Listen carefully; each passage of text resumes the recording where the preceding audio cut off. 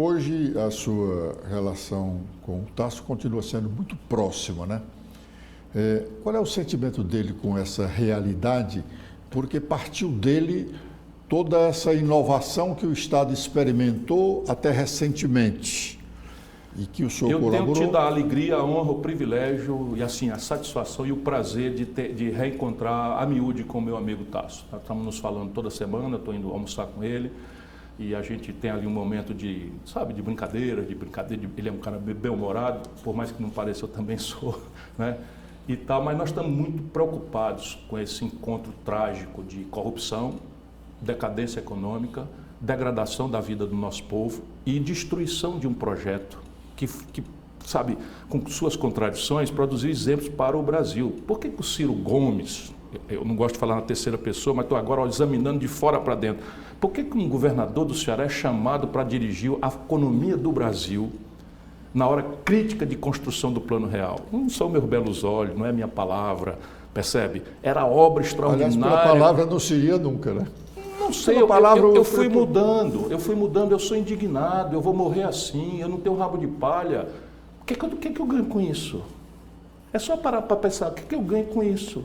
Eu estou falando um monte de coisa aqui, o que eu ganho com isso? Minha mulher, Ciro, tia quieta e tal, eu tenho razão, mas assim, eu me sinto um covarde se eu não seguir lutando, Edson. Me sinto um covarde, eu não quero mais nada, nunca mais vou. Espero ter força moral e psicológica para nunca mais importunar os eleitores. Mas pelo menos batam no carteiro, mas escute a carta, leia a carta. É o nosso Estado que está indo. Repare, Edson, nós tínhamos uma agenda. A agenda era projeto de transposição de São Francisco. Tu acha que sairia esse projeto se não fosse o meu jeito? De brigar com o bispo. Rapaz, o bispo foi a caricatura, um bispo fez greve de fome contra o projeto. E eu encarei artistas, intelectuais, e Minas Gerais, e Bahia poderosa e tal, não sei o que. O Lula desistiu 3 vezes, e eu as 3 vezes, está aqui o cargo. Está aqui o cargo. Se não vai fazer, está aqui o cargo. A minha condição de fazer é levar água para o Nordeste e para o Ceará, que é meu compromisso de honra. Está aí, a água chegou. Sabe, o Canal do Trabalhador eu fiz, e você acha que foi conversando fiado? Eu fiz em 90 dias 120 quilômetros. Você acha que se eu não fosse do jeito que eu sou, para encarar Ministério Público, para encarar negócio de licença ambiental, que essas tragédias que estão acontecendo no Brasil, e eu como não tenho rabo de palha, e só tenho um senhor, é o meu povo. Sabe, nós queríamos um porto do Pecém, um sobralense chamado Vitor Samuel da Ponte, tinha sido da Marinha Mercante e me trouxe a ideia, olha, o Mucuripe não presta para porto, porque é muito raso, os navios grandes não chegam mais nele e tal, o porto é no Pecém, nasce daí um porto que está aí, é o porto mais viável do Brasil, percebe? Aí então uma ZPE, vamos fazer uma ZPE, todo mundo conseguiu ZPE no papel, só uma do Brasil saiu, a nossa. Aí siderúrgica, você não tem ideia, a bancada cearense assistiu, falando no Tasso, estava lá, ficou assim assustado, botei o dedo no nariz do cara da Petrobras, olha, seu filho da puta, se você acha que vai prejudicar... Eu disse isso, seu filho da puta, você vai prejudicar... lá, não precisa repetir aqui. Ah, então tá bom, olha, seu... Né? Se você acha que vai prejudicar o Ceará, você vai me pegar pela frente e tal. Está aí a siderúrgica rodando, irmão. E o que está acontecendo hoje no Ceará? O que é que está acontecendo parecido com o que nós fizemos e que está aí? Sabe, a Transnordestina, Deus é quem sabe como é que eu montei aquilo, está acontecendo, mas ela vai ser uma ferrovia para a gente ouvir o trem passando, porque não tem projeto nenhum do Ceará como eu tinha imaginado. Por que a ferrovia é importante? Porque lá no Cariri, lá no Quixeramobim, lá no Crateús, lá enfim, em Lavras da Mangabeira, você tem que montar uma estrutura, porque o trem de volta e de ida vai viabilizar um frete que é 10% do frete do caminhão. Cadê o projeto? Sabe qual é o projeto que está andando no Ceará? O prestígio desses homens do Ceará hoje em dia, da dona Janaína, senadora da República, eu me incomodo com isso, não tem nada de feminismo. Eu tenho orgulho de ter apoiado a primeira e única senadora eleita pelo povo do Ceará, que vem a ser a mãe dos meus filhos. A grande cearense Patrícia Saboia, que já tinha sido vereadora, já tinha sido deputada estadual, treinou, fez mais creche do que qualquer pessoa já fez nas coisas. Mas não. Então, quem é que defende o Ceará? Tá bom, daqui a pouco eu vou morrer que nem a mulher do Piolho, mas algum historiador vai dizer, era um cara que lutou. Ministro, o senhor já disse aqui muita coisa... Eu só contei essa história como palavrão, porque foi assim que eu fiz. Não, tudo bem. O senhor já disse muita coisa aqui que demonstra o seu empenho no interesse do momento político do Estado, mas dizendo que não quer ser candidato a absolutamente nada. O que o move realmente a estar fazendo hoje a política municipalista, de onde o senhor estava distante há 2 décadas, mais de 2 décadas? É a defesa do Ceará. Nós temos que inverter essa tendência. Por quê? O que está acontecendo também? É um fenômeno que eu conheço com o meu coração. A pressão do Palácio da Abolição sobre prefeitos é uma coisa escorchante. Só que está acontecendo uma coisa que só acontecia aqui nos piores momentos do velho coronelismo, nem dos coronéis modernos acontecia. Meu pai foi prefeito, meio que adversário do Vigílio Távora, nunca sofreu nenhum tipo de retaliação, pediu audiência, o Vigílio recebia imediatamente e tal. Aqui no Ceará é o seguinte, se você não for subordinado a essa ditadura que o Camilo quer implantar no Ceará, lá se vai tudo quanto é de ferramenta para perseguir os caras. Quer dizer, peguem os nomes. O prefeito de Juazeiro recebeu lá a Procap. Percebe que não fez absolutamente nada para apurar a denúncia de que neste estado não se faz uma obra pública sem cobrança de propina. É na SOP, é na CAGES, é na Secretaria de Infraestrutura e aonde mais tiver obra. Pronto, falei de novo. E cadê o Ministério Público? Tem obrigação. Sabe o que eles fazem? Me notifica. E eu sou da polícia? Eu tenho atribuição para fazer quebra de sigilo de ninguém. Por que eles foram invadir lá a prefeitura de Juazeiro? Percebe? Por que foram eles que tomaram a iniciativa? Porque é obrigação do Ministério Público fazer. Aí depois, se eu estiver mentindo, ok, pode até, não o Ministério Público, mas é quem se sentir ofendido pode fazer. Mas assim, patrimônio pessoal, vão lá no Mandara, condomínio de luxo, vê lá quem são os donos que estão por testa de ferro laranja, que não tem renda para ter. É tão fácil. Veja as empresas, compara os preços unitários das obras do Ceará com a tabela da Fundação Getúlio Vargas. Por que se deu sem licitação a construção de 50, 60 milhões de reais do Tribunal de Justiça que pegou fogo lá no Cambeba, sem licitação, por uma empresa cujo dono é o cara que fez a delação premiada que provocou a entrada da Polícia Federal na minha casa, sendo que não era nada. Claro que a Justiça já mandou arquivar, dando cagaço nessa canalice. Por quê? Porque pergunta o que aconteceu nos respiradores. Pergunta ao doutor Cabeto, que era o secretário de Saúde do Ceará, a perseguição que ele passou a sofrer quando antagonizou o Camilo nas gravíssimas questões que o Camilo fez. Então, o Agemiro de Barbalha é o cara que é favorito franco na Barbalha. Caçaram o cara sem pé nem cabeça em Brasília. Porque aqui uma das secretarias está loteada por um cunhado de um ministro que acha que... Ele aqui, eu acho que se um dia que o ministro souber que o tráfico de influência aqui é vendido na Bacia das Almas de aliciamento de política, etc, etc, chama Chiquinho Feitosa. Percebe? Então, assim, eu sou o encarregado de fazer isso sozinho, está errado. Meus amigos tinham a obrigação de me ajudar a fazer. Mas a minha consciência não me permite calar. É concretude, cada coisa dessa que eu estou falando. Pega o aditivo que fizeram com a obra do metrô. Vê lá se é direito. O que vinha acontecendo era o distrato da obra do metrô por inadimplência, por descumprimento. Nós estamos com 2 tatuzões embaixo da catedral e do Paço Municipal. Uma hora dessa, uma porcaria dessa vai ruir, vai abrir um buraco, vai morrer gente. E ninguém diz nada. Outra obra parada. Percebe? É o que está acontecendo no Ceará. Se alguém vê uma mentira no que eu estou falando, eu venho aqui e peço desculpa. E faço mais, me calo para nunca mais dizer nada a ninguém. E agora, vamos ficar calados? Essa é a grande questão.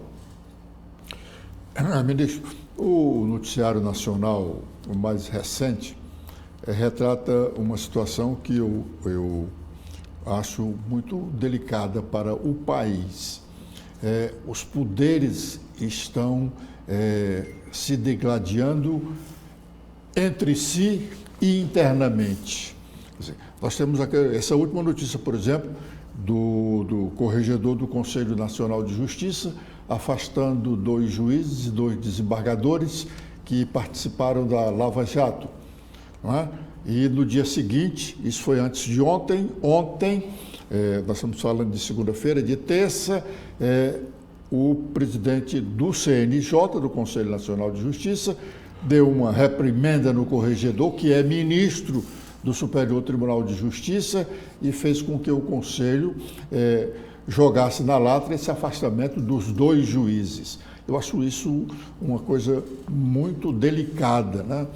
O presidente da Câmara briga com o ministro de Estado e quer agora abrir 5 CPIs que podem criar dificuldades para o governo federal. O Senado disputando com o Supremo Tribunal Federal essa questão de drogas, se é uma decisão do Supremo ou uma decisão do Senado. Eu acho isso uma situação muito delicada para o país. Ou estou errado? Você está absolutamente certo. Eu escrevo uma... É o seu, é o não seu. o meu, não. É o seu. É o seu. Ah, é o meu. Desculpa. Não tem problema. Eu tenho escrito na minha newsletter, eu escrevo uma newsletter semanal, posso fazer aqui um comercial, cirogomes.com.br, enfim, e eu faço isso, um exame semanal dessas grandes questões. Uma das mais graves preocupações que eu tenho com o Brasil é essa verdadeira anomia, que é a palavra correta para essa baderna institucional que nós estamos vivenciando. E eu tenho lido isto com esforço de construção, como eu sempre faço. Cada denúncia que eu faço aqui, eu estou propondo saídas alternativas e tal.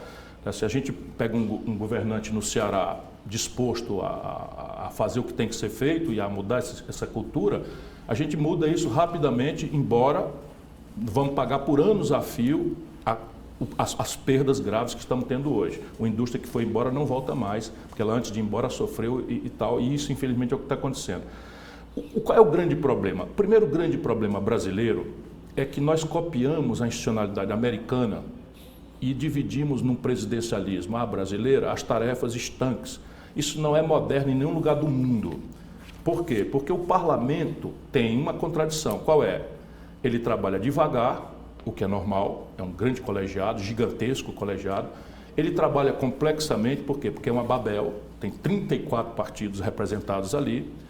E ele trabalha fazendo as regras e não se obriga a fazê-las cumprir. Por quê? Porque a tarefa nesse presidencialismo é do presidente.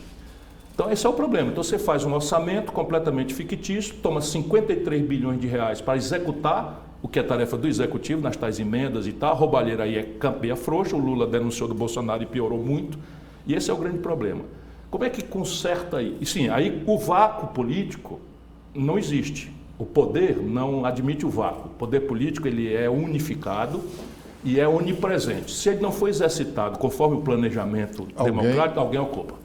Então, como o parlamento destruiu a autoridade, porque no presidencialismo a chefia de governo e a chefia do Estado são a mesma pessoa.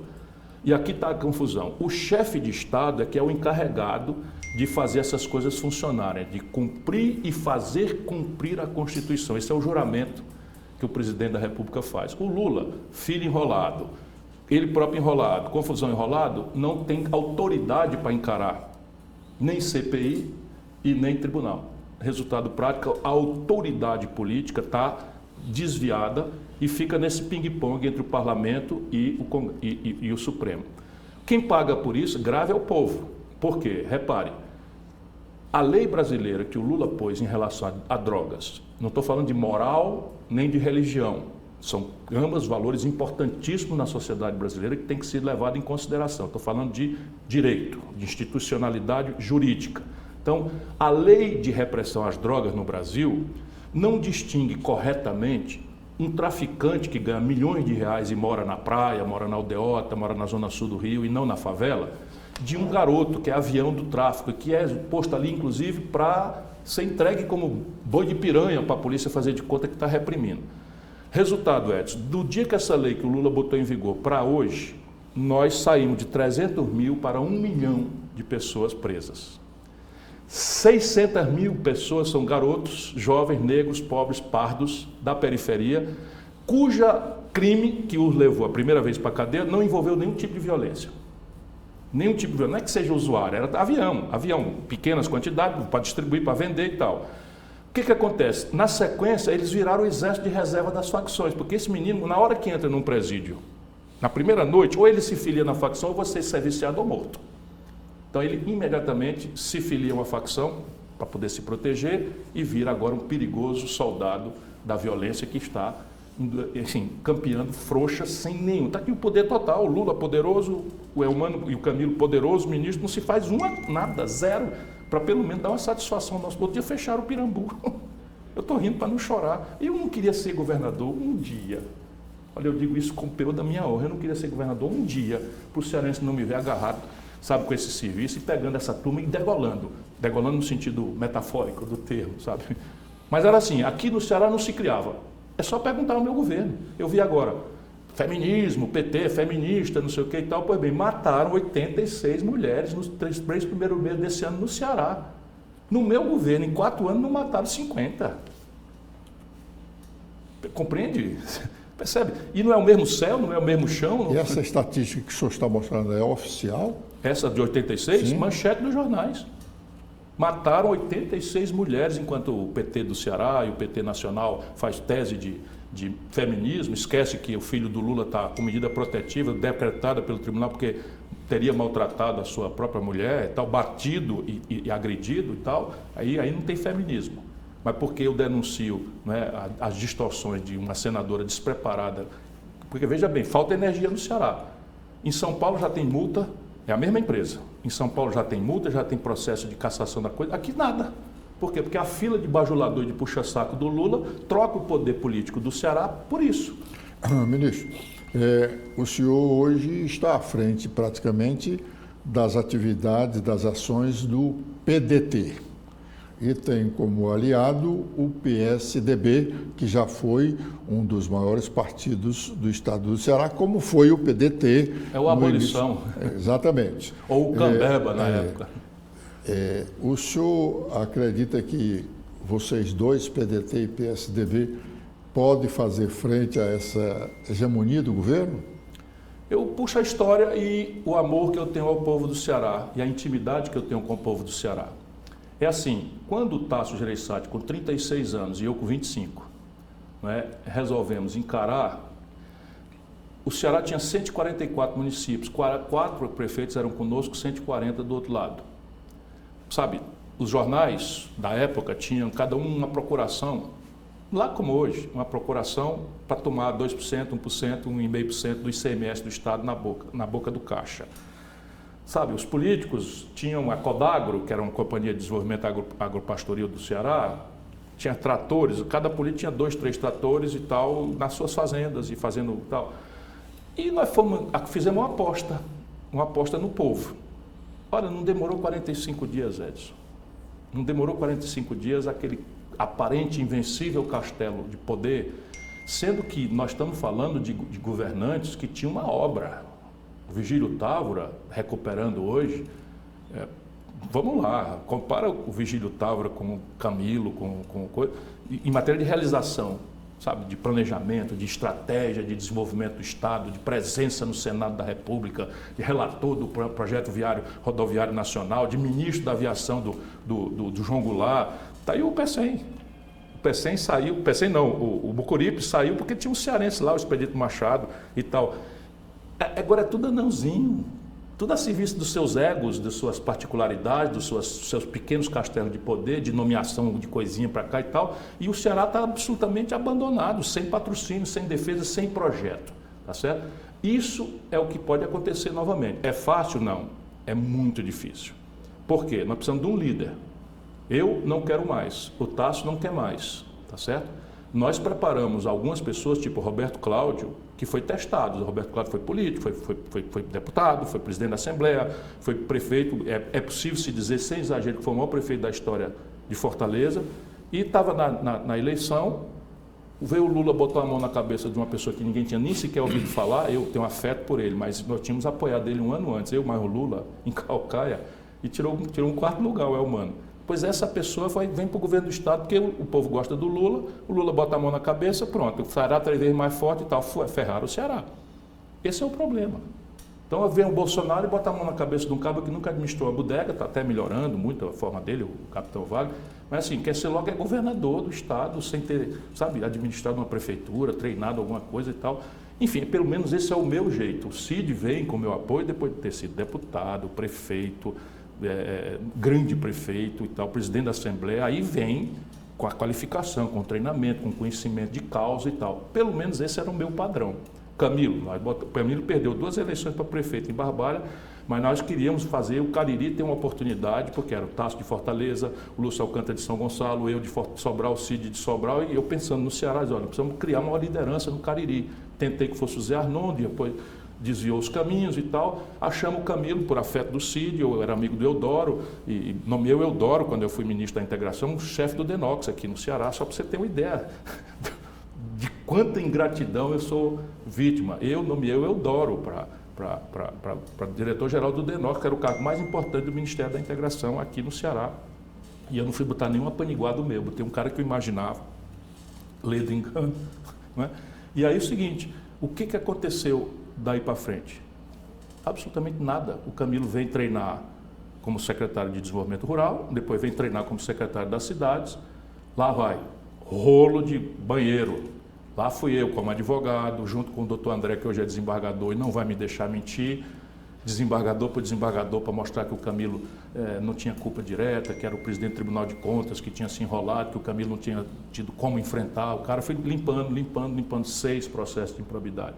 Ou seja, eu sou o cara que já devia ter visto, sabe? E portanto, eu pago caro, porque fiz então, de conta que não vi. Então, o senhor está devendo muitos meia-culpas ao cearense. Só fez minha culpa, minha máxima culpa. O que eu quero é que todo mundo saiba que eu sou uma espécie de corno nesse assunto, entendeu? Eu não queria ver. Eu estava fora, eu queria apostar, enfim, no sentimento do Cid e tal. Quando eu volto para cá e que a gente se afasta, aí, meu irmão, parte importante dessas coisas eu sei depois.